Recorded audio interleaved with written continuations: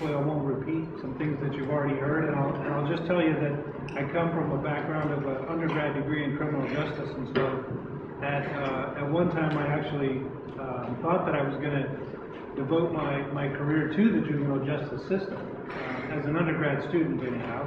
And I did some research, and I never had the real opportunity to work greatly with the juvenile justice system hands-on. So my experience in law enforcement comes from a campus population like yourselves, and that's the focal point of my career. But I did have some first-hand experience, and we have to keep this to ourselves. You guys promised not to say this, but I had some first-hand experience with the juvenile justice system on the other side. So I'm not a perfect person. Nobody is perfect. So you know, I was the guy caught with the case of beer when I was 17. And I thought that I was going to get off pretty late after the officers asked me to dump all the beer. I thought, well, that's a pretty easy, simple fix, right? So me and my buddy in high school dumped the beer, and next thing you know, we got handcuffed and put in the back of the police car and taken to juvenile hall. So that's my hands-on experience with the juvenile justice system. So for whatever that's worth. But you know, it's interesting as I begin to talk to you a little bit about the philosophy, because I can tell you that that the two systems are different, and that the adult system and the justice system is a different system, and it's designed theoretically and looks somewhat different. And the adult system, which I'm much more familiar with, I just would caution, and I think you guys probably gals know this, but the systems, whether you look at the adult system or the juvenile justice system, there's sometimes there's remarks around them as being therapeutic or rehabilitative, and I can just tell you from, again, personal experience, I've never been to any detention center, juvenile or adult, that I got the sense as even just a visitor that was rehabilitative, or that I would walk out of that place soon enough. So just to say that, and Ray can certainly comment on his experiences with detention centers or prisons or jails. No, I'm the lieutenant at the Foot Patrol, so that's my position with the Sheriff's Department. And I've been a cop for almost 25 years, both in the Bay Area and here. I went to school here, I got my PhD in education out of UCSB. Now it's been 6 years, and I had a great education and really enjoy being back. So I look forward to continuing working at the Foot Patrol. I worked a lot with juveniles. I was a school resource deputy for 3 years in our local schools here in Goleta. So I have quite a bit of experience working with high school kids. I also, on my off time, I teach school. So I ran an after-school youth program for at-risk youth, kids in gangs and kids with various problems, adolescent males, and did that for 13 years. So I really enjoy working with youth and also working in the college community. So just thanks a lot for having this opportunity to be here. So what I did was I kind of brushed off my old textbooks that I still had for you, and you shall include this doctrine when we're looking at juveniles and various criminal/delinquent issues. So speeding ahead to 1959, not that long ago, but as you can see, things are moving slowly, albeit, but there was a Standard Family Court Act of the National Council on Crime and Delinquency that established juvenile hearings to be informal. So until this time, until 1959, basically children could, if you were suspected of a crime, you basically were put into the same system in the court system as an adult, right? So you were given the same trial. It was a very formal process. And so I think around 1959, again, people started to question this. Is this really the most appropriate manner? Should it be more informal? Is the system itself stigmatizing? Does it have the tendency to take children and those that are accused of delinquent or criminal acts and stigmatize them based on their experience and put into the system, right? In the 1960s, as we know, there's a lot going on in the country, right? And so that's part of the juvenile justice system and rights for children. Certain constitutional rights in the 1960s were basically developed and codified, and basically children were given some of the same rights as the accused as what we've always maybe known to expect. But until the 1960s, they didn't actually have that. So, for example, if Ray or I are questioning a child of, let's say, a 16-year-old, for example, who's committed an assault, up until this time, they didn't necessarily have the right to an attorney or a right to their parent. It wasn't seen as necessarily afforded to children. So we're not going that far back where law enforcement had different a different playing field with children or juveniles. So 1970s, we saw the American Bar Association establishes standards for juvenile justice. So now the lawyers and the legal community is getting involved around how juveniles are treated and what the justice system looks like for juveniles. And then I'll just kind of take you through decade by decade here. And then the 80s, they really looked at status offenses. And I don't know if you guys talked a lot about status offenses, but I think they're very, very interesting if you look at juvenile justice, because they only apply to juvenile justice. So a status offense is a delinquent act that is a delinquent act or a crime only because of your age. And so, for example, many of you may be familiar with drinking underage or possession of alcohol underage, that sort of thing.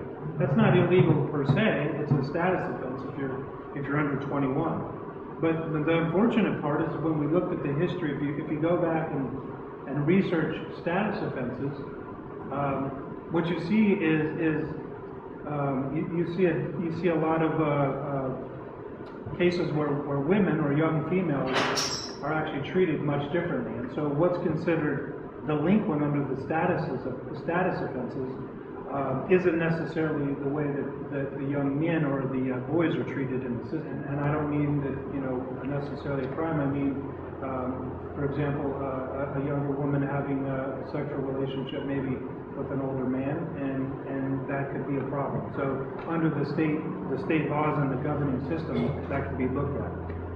Truancy, smoking, drinking, all these types of things are considered these status offenses. So I don't think we've moved out of that. We've still engaged, and juveniles are still brought into the juvenile centers.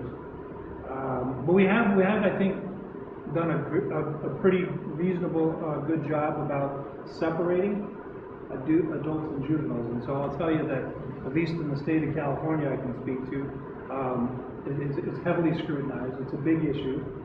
We have to keep a log of any juveniles that we physically bring into our police facility. An entire separate log which we report annually to the state. And Ray has the same requirement. We both report to the state. And we have to adhere to specific rights that are afforded to every juvenile brought into police custody.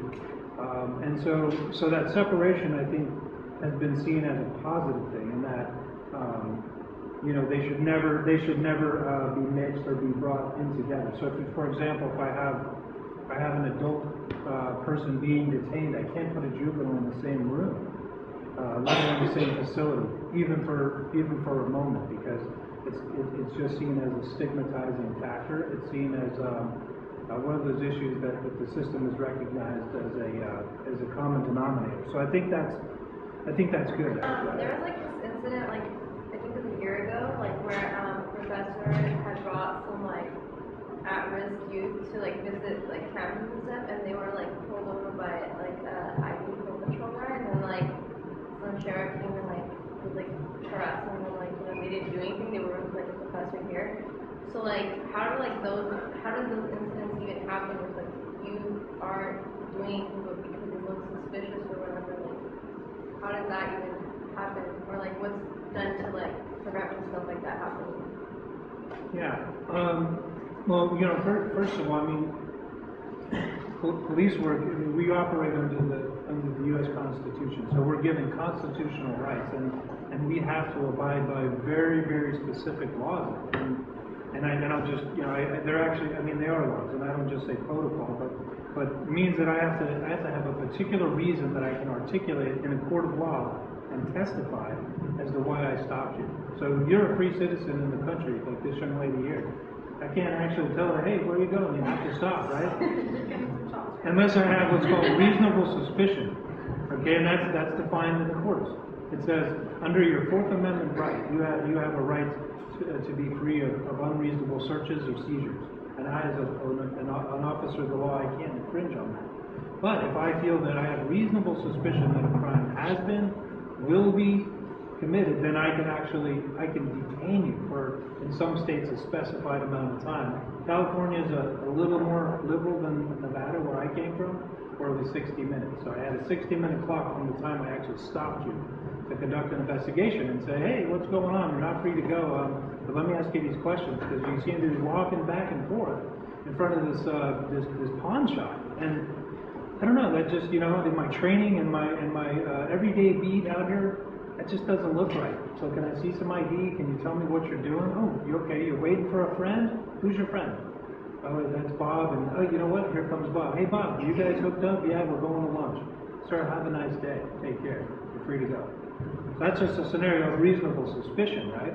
And I have to have that. If I don't have that, then I've violated your constitutional rights, and there's very large ramifications around that.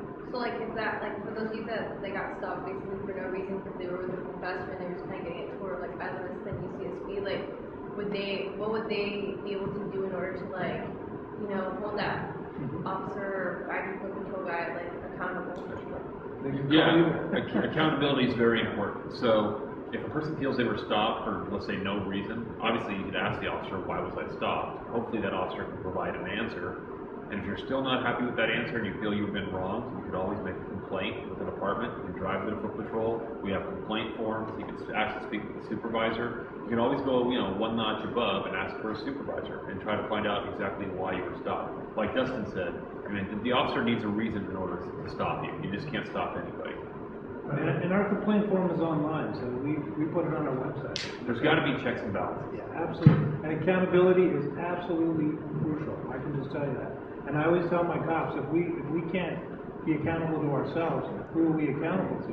It can't be. And there could be reasons why people get stopped and they don't realize it. For instance, there could be like an all-points bulletin. We're looking for somebody. Sometimes they match description, although that's fairly rare to get stopped for that reason. It could happen. So it depends upon like what the issues were around the stop. You work special assignments, and so I thought, well, I want to try to break down some of those walls.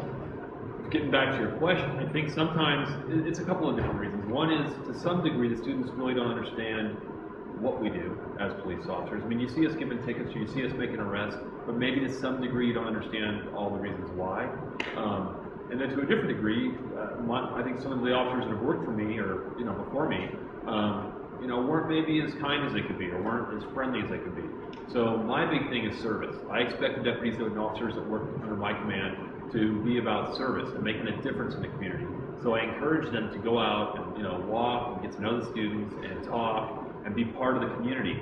I don't pound on them to give tickets and make arrests. Obviously, they need to do that and they need to keep order because that's really important. If we didn't do that, we'd have many more problems than I can guarantee you.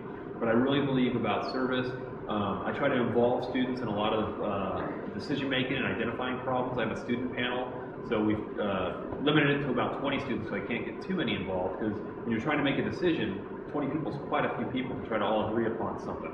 But I'm really interested in going out to the students and saying, what do you see are the problems, and then how do you think we can solve it? So I'm trying to pull you all in to help me and my team kind of solve these problems, because the foot patrol can't do it alone. And I really believe that it's going to be a team, because we're all out here together. You're out here going to school and living out here. I work out here, but I have a lot of pride in UCSB and Isla Vista, and I want to make it the best community we can. So that's kind of like how I feel.